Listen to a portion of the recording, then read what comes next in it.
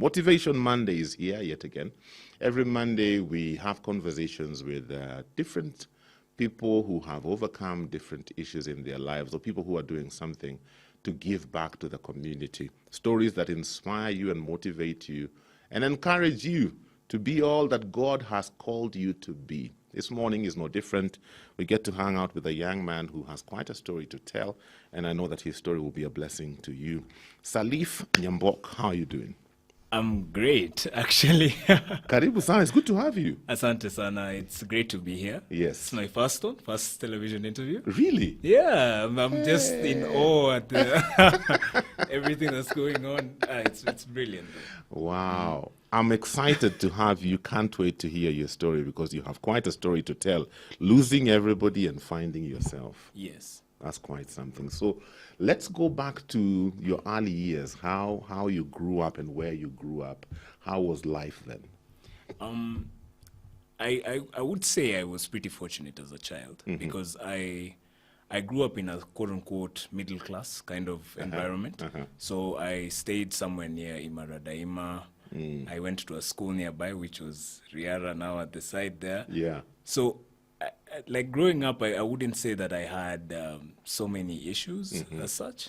I know, granted, I was staying with my mom, but really I was the only child. And my mom really, she really went all out to pamper or whatnot. So I would say that life was very simple. It was a very simple way of living. And everybody who grew up in that estate called Villa Franca, I think could attest to it because it was one of those things that just kept us together. So my life was more or less, quote unquote, undisturbed. Yeah.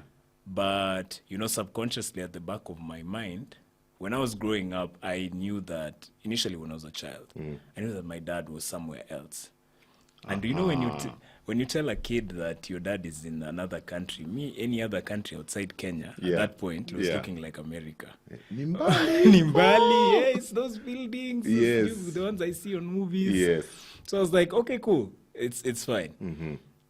But then, as you keep on growing up, now you start becoming aware of certain things, and you're like, hey, I don't see that for Christmas, I don't see him for where. And did that bother you, your father not being around, when you get to that age where you become conscious, okay, my dad is not here, I hear he's in another country. Did that bother you?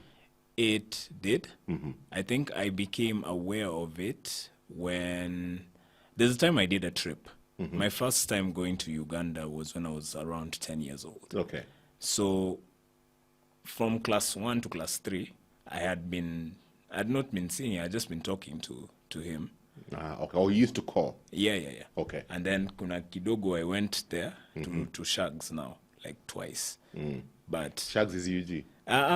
Shags is somewhere, it's called Uriri, near Migori town. Okay. Yes. So now, once I did that trip, it exposed me, one, to the life that he was living on the other side. I know when I came back, I was like, wow, I mean, Dad is doing great on the other side. So, why don't I get to see him more, So when I came back, I think that's when things changed.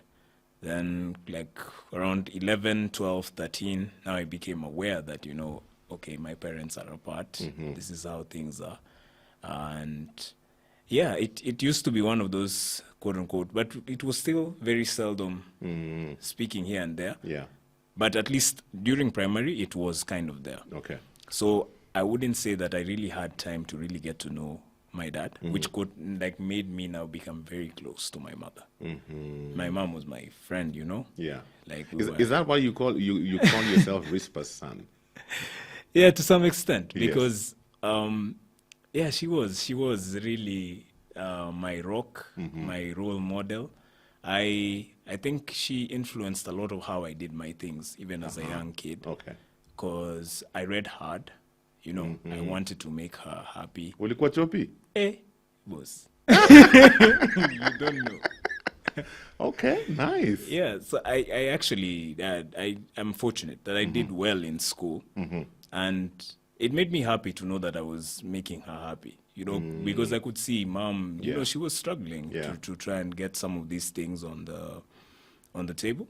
But, you know, I think looking at that and understanding that as a young kid, it helped me. So I did a lot of stuff for her, believe it or not. I think it wasn't more even for myself. It was like, for her. yeah. So I think that was the background I was coming from. And yeah, so I keep going through that. And then now I go to high school. Now in high school, for some strange reason, one way or the other, Dad just completely fell off the radar. Oh. And then now like around the period when I was leaving primary and now transitioning to high school, our lives, my life specifically, had changed on this other side. My mom got better jobs, so we moved to like a better house. You're now starting to, move up in the world. Yeah. So I go to a really nice school, a school I never thought I'd get into. I got into Light.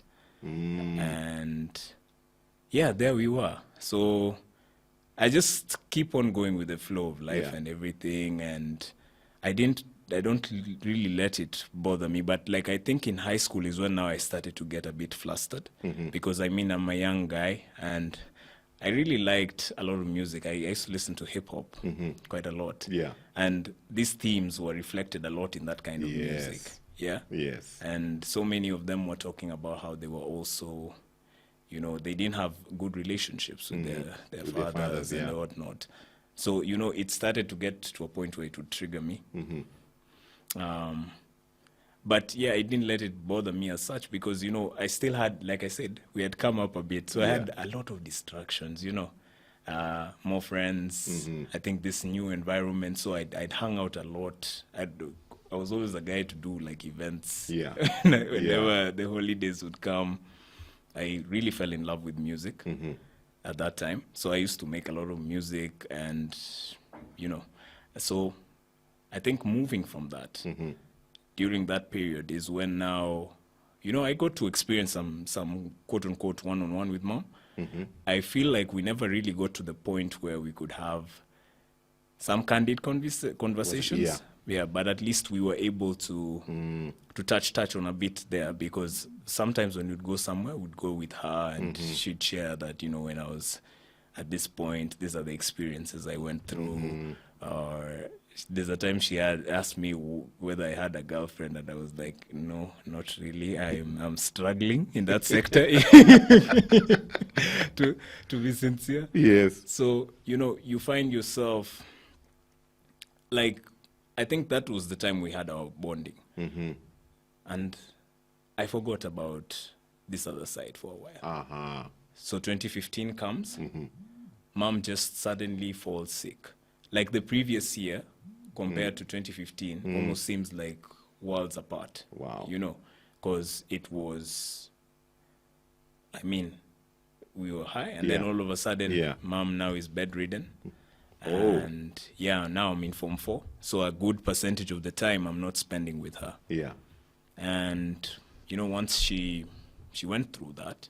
So was there somebody to take care of her if she's bedridden? Yes. Okay. Actually, throughout all this, I grew up with another lady. We got our nanny. She's called Jane, yeah? Yes. When I was 2 months old. And wow. And she stayed with you guys all through? Imagine, contrary to most, Wow. She stayed with me, and she continued to live with me even after Mom passed. Wow. Yeah, she's very much family. Okay. Even till impressive. now, That's and impressive. Yeah, she continues to be one of the people who I think. Yeah, she's there. I do look at her that way because even when Mom was working, a good percentage of the time I would stay with her. Yeah. And I'm grateful for those kind of experiences. So Mom went through this thing, and now when I finished Form 4, given that I was not in this, I wasn't really seeing so much of the sickness because you're in school. It's very taxing, to do the whole thing. Yeah. Once I finished, I came home, and it's like my mom had started recovering a bit. Yeah. I always call it like some last bit of grace. while I was finishing. She came for my prayer day in school. She wished me well for my exams. And she, she was doing better. She went back to work. She was driving. She was, So I was like, this is perfect. At least she's now getting back to speed. So once I came back, or rather from Form 4, she fell ill again. And then from that time that she got bedridden, she just continued like that until she ultimately passed, like 2 weeks later after I had finished my KCSE. Oh, my goodness. Yeah. So that was my first one. A pretty confusing time for me. I can imagine. Yeah. Did you reach out to your dad at that point? At that point, actually, he reached out to me. Okay. He did. But it had been 4 years. And 4 years in the life of a young teenager is a lot. That's huge. Is a lot of time. Yeah. It's not that we're really meeting from a point where we are in really good terms. It's like you have to begin again. Bus. So yeah, we did talk a bit here and there. There were so many people around me. The house was always full and whatnot. So we go through the burial and things. I now met Dad at home. And then from the burial, we're like, okay, we are going to see what is going to happen to you now next year in terms of where you'll go, universities. Now, you need to figure out what you're going to do with your life and whatnot. And so we leave it at that point. Okay. Usually when somebody dies, people gather around you, people support you, people come to visit, people pray with you, people make contributions for funerals and all these things. And then once this person is laid to the ground, everybody disappears. Yeah. And you're all alone. I'm just wondering, how did you handle that season? Nobody prepares you for that kind of thing. And I was so young, by the way. I was 18 years old. Wow. Like, literally, that's the period in time when I always say, like, you've just finished Form 4. Ideally, you should be having the time of your life. Yes. Now you should be going for plots. Looking for some dates to the movies or something. I don't know. But I was juggling very different business. And one thing that I did for myself, I really got into it. Like, I actually stayed on top of things, weirdly enough. Wow. But the part that I feel like I didn't handle quite well is that I never gave myself some time to grieve, in the sense that I did not give myself some time to really sit down and understand what's really happening. Yeah. I was just into it, process this document, sijui nini, surrender this, death cert, what, that, and then you're moving all around the place. Yeah. Sometimes you're not taking care of yourself well. Like I wasn't sleeping correctly. I wasn't eating correctly. And I kept on doing that until at some point my body, quote unquote, failed. Yeah, like some of these things didn't make it into the overall story. But yes, I did go through some experiences where my health was kind of put to the test. Okay. This is now before I would join university. And, during this time when I was going through this, once again, I really did feel like I was going through it, like, very much alone, Yeah. And I asked myself, I don't know what has happened all of a sudden, that I've just come from this place where I sort of knew or had an idea of where I was going in life. Yeah. And then suddenly it's like a rug has been pulled from under my feet. And I'm expected to really know what to do with these things. So around that time, Mom, we didn't really have like investments as a family. Yeah? Like I said, my mom she was a single parent. Yeah. And I feel like the years before she passed, at the times that she had finally gotten to a point where she had started to make the, like, I guess, like, career money, proper money that could at least support. But, in terms of what she was doing to support the greater, like, our family or other members of the community, you would find that she just give yote. So hakuna. She was a generous person. She was generous, very much so. Actually, that's one of the qualities I really aspire to get to. And I thought about it that way. And so we only had the vehicle that she had bought for herself, and that was one of her crowning gems. So we sell the vehicle. It was a Prado, and from the sale, I think it returned something like 1.9 M. Boss. So just like that, weird circumstances at 19, I look at the bank and there it is. 1.9. 1.9 plus this zingine juju, so you're having like 2 points. So I was like, hey, I'm a millionaire.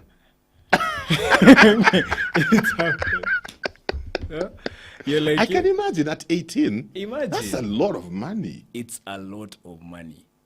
I sat down and, I thought about it. But, the thing is this, the reason why I'm telling you is I couldn't even think like a normal 18-year-old. Because if I was thinking normally, maybe I would even buy myself an iPhone.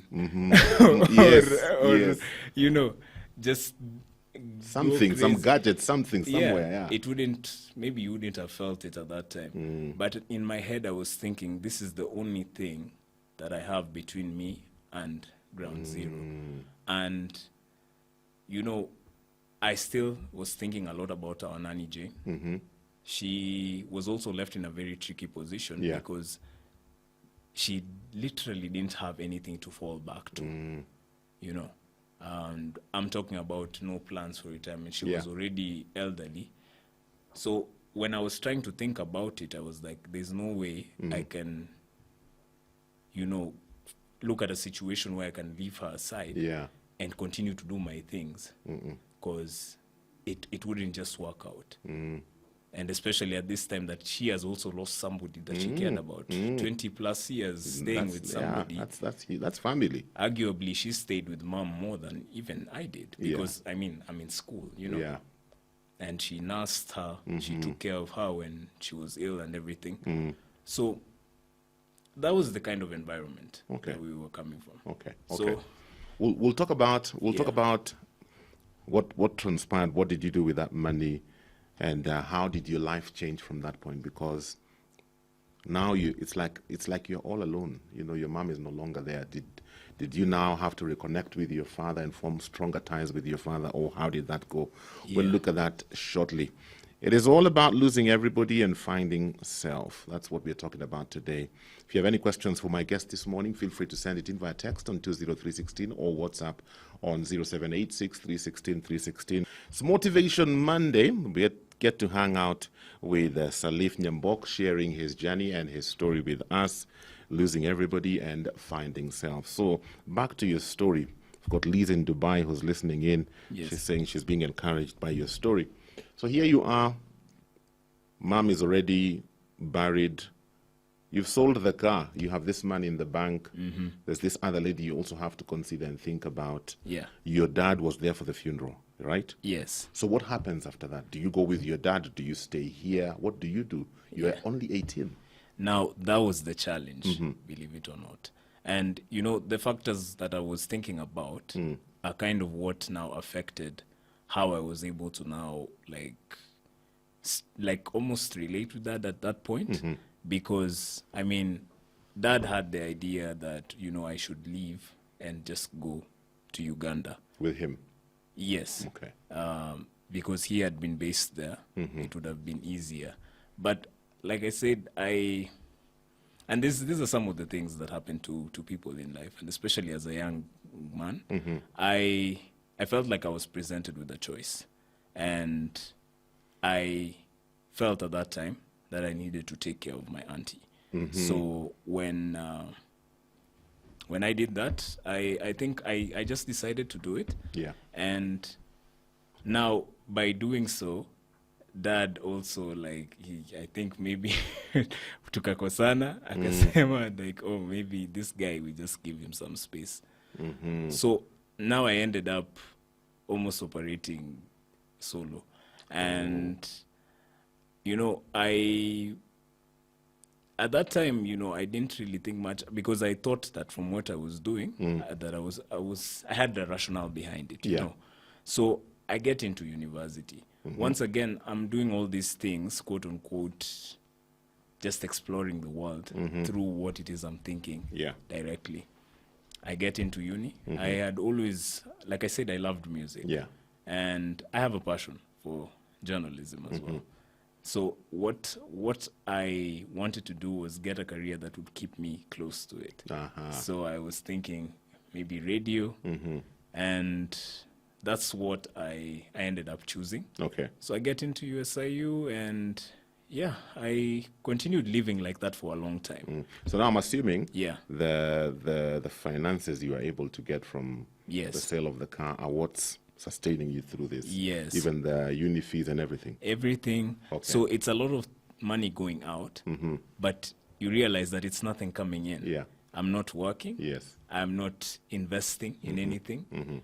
I'm just living off this kitty in an island somewhere. And, you know, it's keeping on going out. Yeah. So with time, I realized, now the following year, 2017, that I can no longer sustain this. And I decided to step out, now take a semester break in the hopes that I would try and, I don't know, maybe raise some capital or, you know, find a way to kind of balance the funds so that I could be able to continue my education. Yeah. And I think sometime after that is when I now had my first serious battle with depression because, like I said, all this time I've been busy. Yes. Busy taking care of who, busy paying, you know, you've become an adult at 19. Yeah. I'm handling my own business. I don't call to pay my fees. I don't, you know, call to ask, how am I dressing? No. Just doing my own thing. Yeah. And now I realize that, you know, at this point now I have nothing, or rather it's starting to dwindle. And I realize, gosh, what am I doing? Where am I exactly? And it really started to hit me at that point in time. So I kept on going through that. And somewhere along it, I found myself now saying that, no, this is not the right way.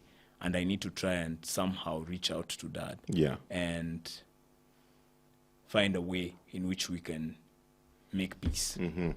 Or at least, you know, just get somewhere. Yeah. So we started talking, and I feel like that kind of gave me some source of joy a bit. And throughout that year, we continued talking. I ended up doing something very crazy. This did not make it to the Engage, but I actually did law school for a bit. Okay. Yeah, for the remaining semester of 2017. That's where I was called when I finished for job at KU. Okay. So I was studying law, but my studies were cut short, and due to a strike. And I think this was because now at the time I realized I couldn't go back to USIU because of the fee difference. Yeah. So it was more like, okay, could I probably get into job and try and use help or something? But when that didn't pan out, Dad just told me, you know what, you just come over. We can always figure out something on this side. And I think it's from that discussion that I just said, you know, I've stayed in Nairobi and it's like my whole world has burnt down. Yeah. So I'm like, I have nothing to lose. So you packed your bags and went to UG? It was a suitcase and my guitar. Simplistic living. And then I went. What about your auntie? Now, mid that year. Yeah.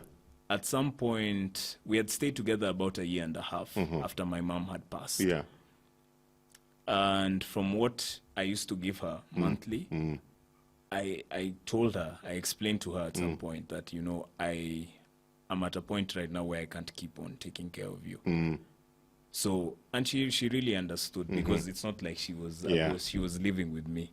And she used to also encourage me sometimes to try and talk to my dad. Unfortunately, like I said, I was in a very different headspace. Yeah. But I'm glad that I managed to do that because she was able to now go home and set her stuff in order. Okay. Right now she stays, she got her own place, she does some farming. Nice. At least her life kind of balanced out kidogo. Okay. So like from my perspective, now I had now left. And you know, I took it that I'm a young man. I can always figure out how to make money later on. Yeah. It's never that serious. But now when I went to UG, it became apparent that I couldn't go back to school as quickly as I had As you thought, yeah. But the beauty of it is now me and Dad now got to connect. Okay. At that time, you know, my brothers and sisters have gone to school, so I'm just sitting with him. He's telling me stories, giving me the talk, you know, talk about, you know, where you come from, descendants are ta. And a very interesting time because it really made me proud of my heritage. Yeah. Gave me some kind of understanding of, you know, where it is we are coming from, where it is we fit in. And he also gave me his story. Okay.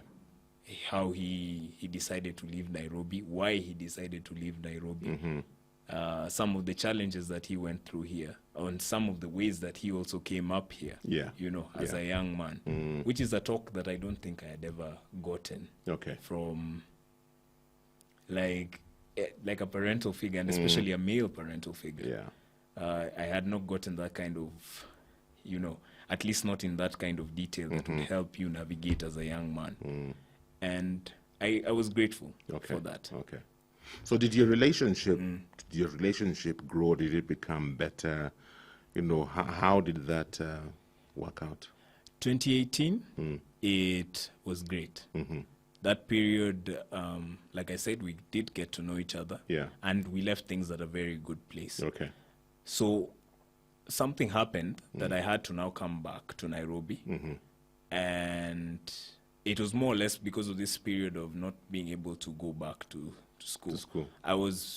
Dad really wanted me to do aeronautical engineering. It's a course that is not very cheap by most standards. It is even higher than what is paid here in most institutions. And he wanted us to try and work at that goal. So, you know, it was something we were waiting on. Then I decided to come here because I had left my things. Okay. At that time, I was staying alone somewhere in Uthiru. And imagine, like I said, I left with a suitcase and a guitar in December, and I had not shown. So rent arrears. Yes. The landlord is asking, hey, where is this guy? And how come he's just left and left his things and whatnot? So I had to come and sort that. Okay. And weirdly enough, from that small trip coming back, I ended up staying here for 1 year. A period in time where I would see, I think, our relationship now, we would become distant again. And it is because I did not understand what was happening on the other side. Okay. So once I got here, I realized that I was stranded in the sense that I couldn't go back. I didn't have the means to go back. And whenever I talked to Dad, he just kept on telling me, wait. So I started hustling. Ended up doing a bunch of jobs through connections with some of my cousins. Now this time I was staying with my uncle in Doni. And worked at a club. Kidogo, I did parcel deliveries. I did something at a pharmacy. Whatever you could find to do, you just did. Anything that you could get. Okay. You know, and I think that continued to carry me throughout. Okay.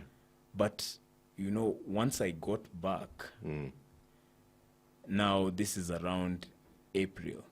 Sometime in March when I was calling Dad, you know, I'd noticed that he's different. Sometimes I'd call and I'd get like there's one specific incident where Dad called me and I think he was drunk on the phone. And I didn't know what to say. I was like, wow. It almost made me rethink it.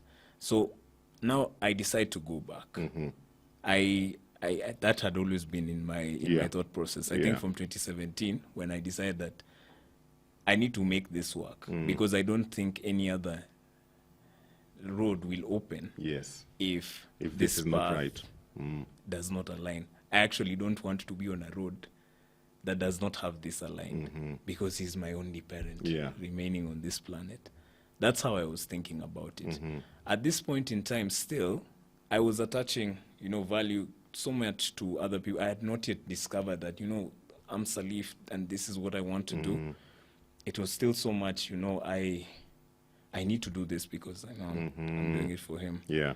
So when I got back, now this is now the point where I think life now starts dropping the tests on you, because I found things different.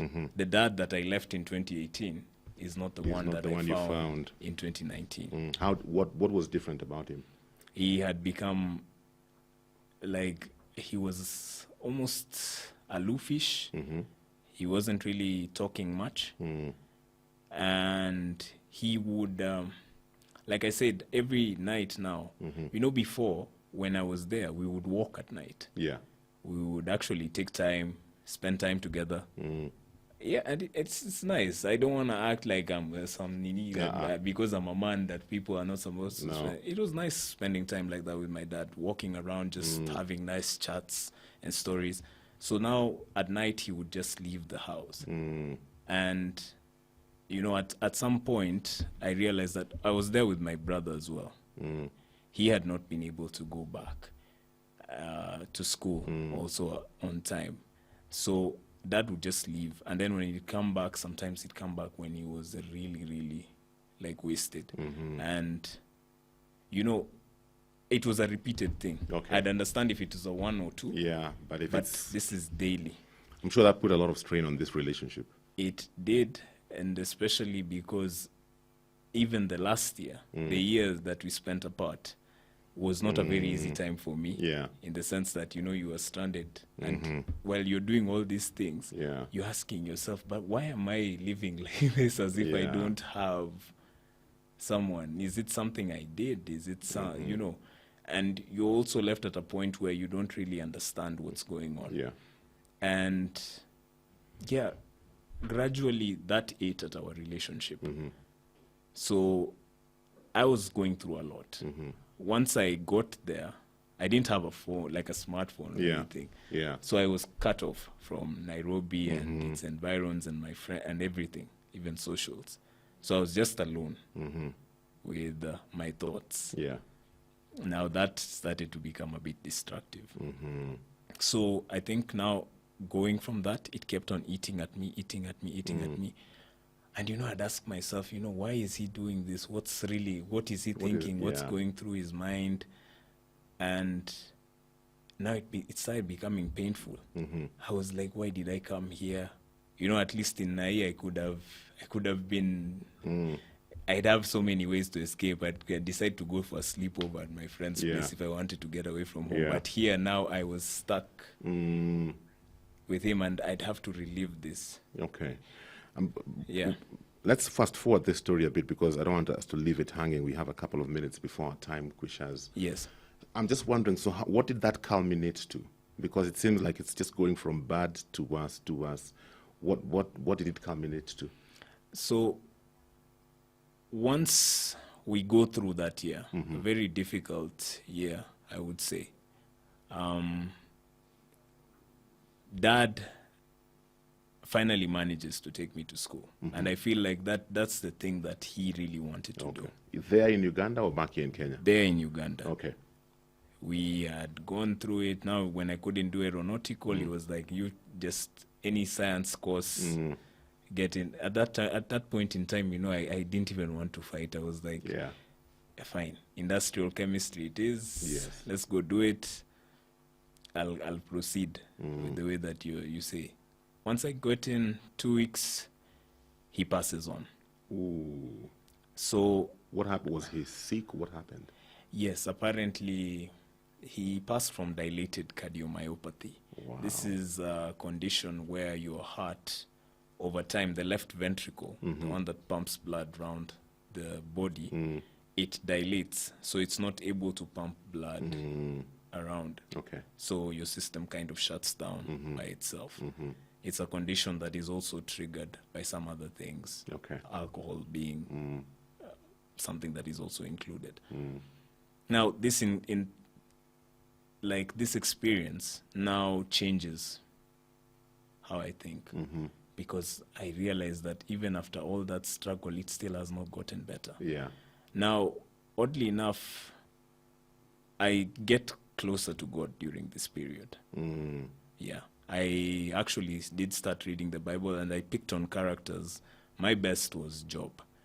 Because I think I related to his level of persecution. I'm telling you. And yeah, so I thought about it from that perspective.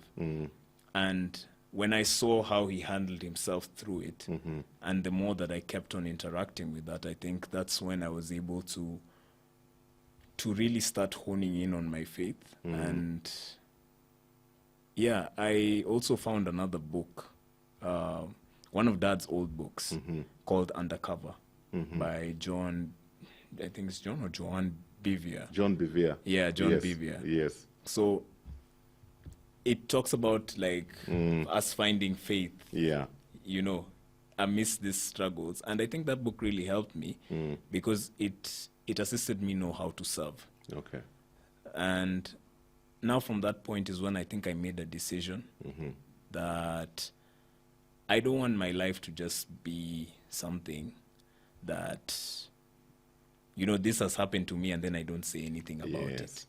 In fact, coming from the situation that we were in, I feel like a lot of these things would have been avoided had communication been the central thing that we were trying to pursue. Okay. So I decided to kind of live by the books and try and also talk to people who are like my age, who are dealing with these things, and you're dealing with them in silence, and especially young guys, because we don't talk to anybody. If you're an introverted dude who spends time on your computer, I'm telling you, nobody may ever figure out what's in your head. And yet you're struggling, you're suffering. And it's not that because your struggle does not look like everyone else's, does not mean that it's any less of a challenge to you. True. I'm just wondering, where are you at now? Right now, I am actually now a third year. I'm a third year student at USIU. Oh, so you went back to USIU? I did. I did go back after almost a good number. Well, from 2017, it's almost 3-4 years of absence. Yes, I did. I got back. Got back in as a freshman. And I have been studying since. I'm also a radio presenter in school. Nice. Found a way to also work in school and pursue options. So that's what I'm talking about. Doors start opening for you in the sense that I'm on financial aid. I found a way to minimize that cost for the people who are helping me. Family was also able to rally behind me. And I think I'm grateful for things like that, and I'm grateful that I have them because they really do hold me up. And right now, even my aunts, we stay together. Or the little things. I started seeing the things that really helped, you know, hold me up. And I think by doing that is what I just need to do my best, like now in this life, to get that out. And wow, I'm glad you came through today to share your story. I wish I had more time. For you to give us some more details, but thank you for the courage to come share your story. Thank you that you are talking to young people about these things because they're important. Very much so. Yes, and I believe that God will guide you. God will open up doors for you. Awesome. Thank you so much. Unfortunately, my friend, I have to shut it down. My time is up for today. I hope this story has encouraged you and inspired you. Until next time, have yourselves a great day. Thank you for watching. Remember, subscribe to our YouTube channel so that you can get notified whenever we upload new fresh content every day. Stay tuned and enjoy fresh, uplifting content.